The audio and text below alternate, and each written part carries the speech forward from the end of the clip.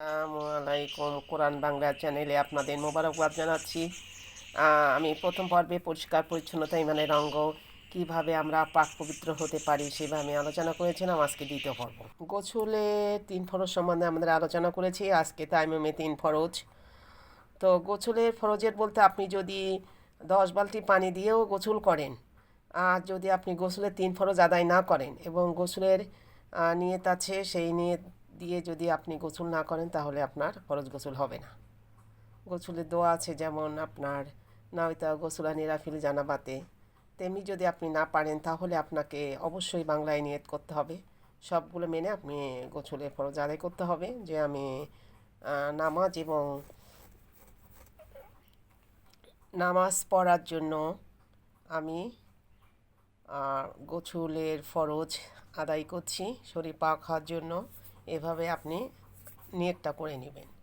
এরপরে যে কোনো অবস্থাতেই আপনার নামাজ ত্যাগ করার কোনো হুকুম ত্যাগ করা যাবে না। মানে যত পরিস্থিতি হোক নামাজ আপনাকে পড়তেই হবে।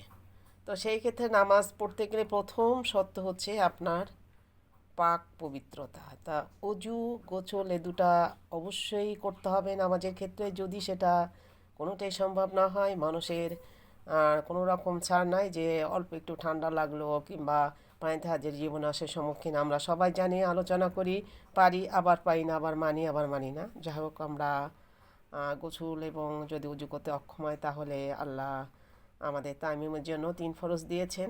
সেটা নিয়ত করা, নিয়ত থাকতে হবে যে আমি গোসল এবং নামাজের জন্য তায়াম্মুম করছি।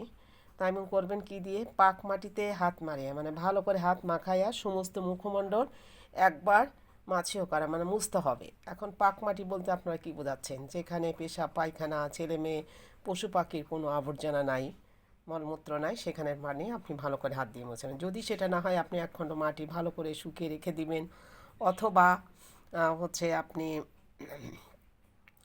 পাথর দিয়েও করতে পারেন। এভাবে আপনি করতে পারেন, যে সবসময় মাটি যদি নাও পাওয়া যায় তাহলে আপনি পাথর দিয়েও করতে পারেন। আর 3 নম্বর উভয় হাত কনি সহ একবার মাছও করা। এখানে মাছা মানে মোছা একবার করে সবগুলাই।